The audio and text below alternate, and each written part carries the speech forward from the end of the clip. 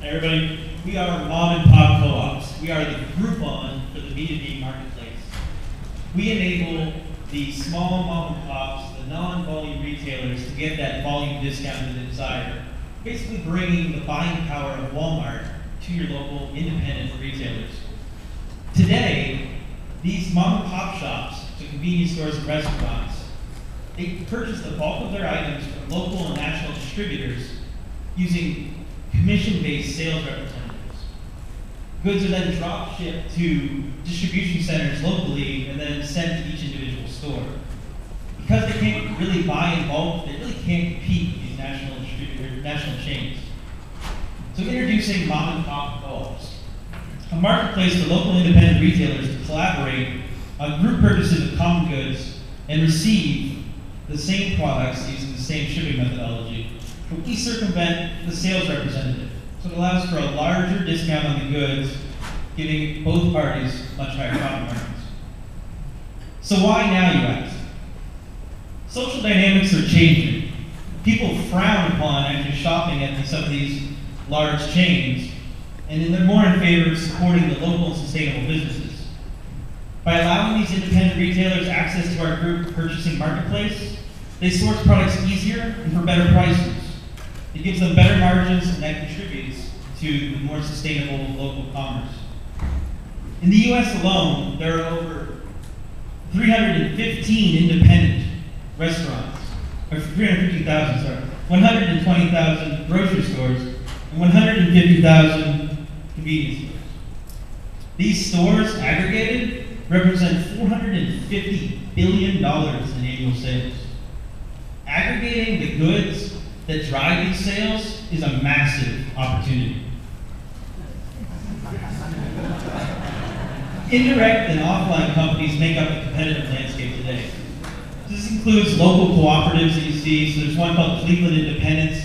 It's 80 independent restaurants that basically pool their resources for advertising and insurance, but not inventory. There's also companies like Sourcing Office that does procurement negotiation for the public sector. Mom and Pop Cooperatives provides a web-based solution that allows cooperators to create new purchases as well as browse existing cooperatives in their area. So once logged in, the retailer has an immediate view of cooperatives they've already participated in and the status of those cooperatives. It's easy to browse, buy category of co-ops, and then select the product that you may be interested in participating in. Joining a cooperative couldn't be any easier. Simply enter the volume you're interested in and participate. Once a retailer joins, they can invite other businesses to participate in this group purchase. And they have the incentive to do so since they don't actually get the volume discount until the fulfillment has been completed. You can also communicate with other cooperators using our built-in comment system. Once the order's been fulfilled, the payments are sent directly to the vendor. The order is still shipped the same method as today, sent to the distribution center, and then sent to each individual store. So local and national distributors can actually choose different product tiers from mom and pop co-ops based on the level of access that they desire. Premium features can include access to cooperatives before fulfillment, doing basically competitive bidding. Also being able to present daily deals and do predictive analysis. As we aggregate these purchases, we basically enable new distributors to come to the market. So for instance, picture an organic farmer in your local area that can easily be able to join this system and sell their organic goods to local restaurants and grocers that want to actually source those local organic products.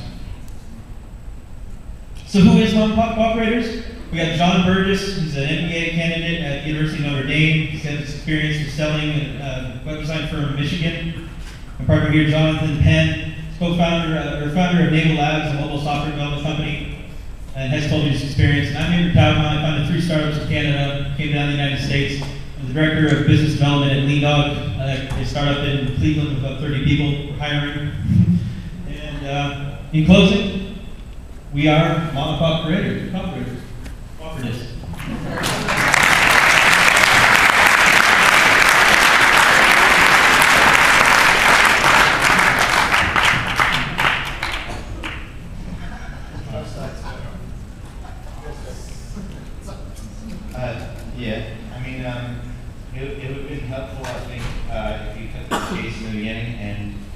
pitch to group buying, and I think that would just really, I think you over-articulated kind of the concept.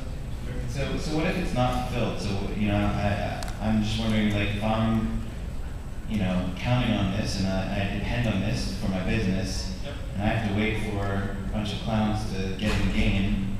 Yeah, so that was like one of the premium features. We allow some of the vendors to come in place and actually go to orders that haven't been fulfilled yet and start negotiating better deals ahead of time.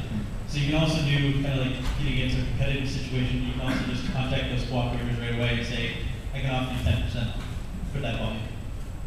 And if it expires, then you can also do the same thing. As part of this pitch, I'd really like to see numbers, because I think the big value of this is the deals and savings. And sure. I'm just curious on the selling side, do they want to sell at a discount rate? What's the incentive? So I'd like to see the numbers and some examples and testimonies. It's less about the product, more about the service you're enabling. Sure. Yeah, I agree. And on the buying side too, how much as a mom and pop operator can I actually save on this? Right. So the larger volume, the larger the district. That's just as a percent. I mean, yes. Is this 2% on my save or a real number? Right. So what we found is it varies by product, but absolutely great feedback. We should probably try to aggregate some of those and present them into that. Yeah, I think group buying for small business is a very powerful concept. I'm not sure you want to make the Groupon analogy necessarily, because it implies sort of this minimalist approach, which is not really what you have. It is a disservice of what you do. Sure. Not crazy about the name. I'm not sure if these businesses really think of themselves as mom and pop shops necessarily, and the ones that don't want to be hit with that label or don't want to work with you. Right. So you may want to just come up with And it's a mouthful. Yeah, just come up with something like take cooperative, drop a few vowels, trust me. And then finally, of course, acquiring a business is going to be the hard part, the expensive part. Yeah. So you might want to consider a choice vendor-like strategy. They were doing reviews of small businesses and purchasing, and they got bought by LinkedIn, and from what I know, they've been shut down since. So I think that space is still pretty open. It's a good way to get SEO right. That may then drive in your customers. Right. We also look at those existing cooperatives as ways to partner, because they're all doing services. They're not doing inventory, so that's one other acquisition strategy. So this, sorry. This I think is a great idea. There do seem to be some complicated business operations issues and cash flow and managing fulfillment and all that sort of thing. Yep. So it sounded like the team has some business experience and some business education, but I wonder if you could say a little more about your experience in managing this sort of situation. Yeah. So we've all started founders, done startups before. I've got about 12 years experience managing teams, managing startups, do business development now. So Jonathan's been an independent operator for a while and has his own mobile development company. John's obviously got a startup that he founded in Michigan, it's down in NBA, so we've got some difference and some experience. That doesn't mean we're not going to need help. But with retail and also the distribution, and that's not a startup. We have people that we can lean on for that. So my wife, for instance, was a buyer for one of the largest chains out there. So I lean on that. My uncle owns a convenience store now, I thought. So we have people we lean on. And so are you involved? Are you proposing that you're actually involved in fulfillment, or that you're just a middleman? No, we're just a middleman. We're just going to not take commission. Right? So we're going to be the new middleman with the new price structure. And just to be clear, how do you make lots of money on this? So the distributors are actually going to pay. It's basically a SaaS offering for the distributor side. So we'll make money on subscription and based on what tier they want access to the deal for. I think I actually don't want to shit on this pitch as much as others, because I think you've actually gone after a market that makes money, and I want to encourage more startups to choose businesses that make money instead of cool shit. Sounds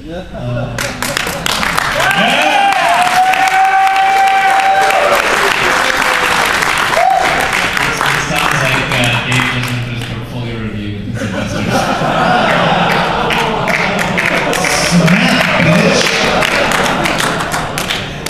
Coming soon, angellist2.co.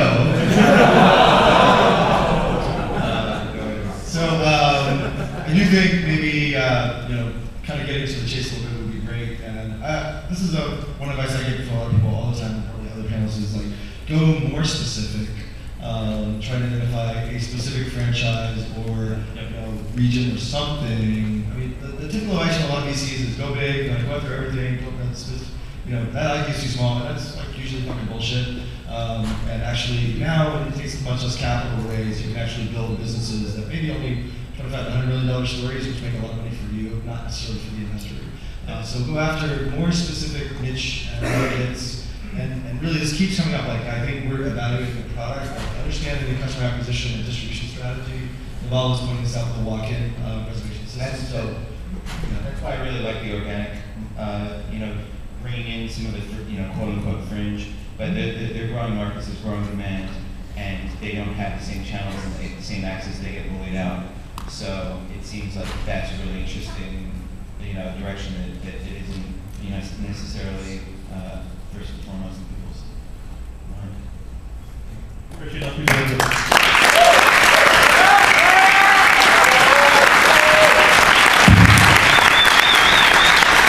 Something that we do in the startup that makes it different from a normal hackathon is that we try and put people out of their comfort zone. So when people form teams and they start working together, we actually throw them out of the bus and get them to talk to people, ordinary people. So like the Cleveland bus, for example, we go to bars, and then you actually get them chatting with the bar staff and the waitresses and trying to get them to, pitch their product and see if they got it.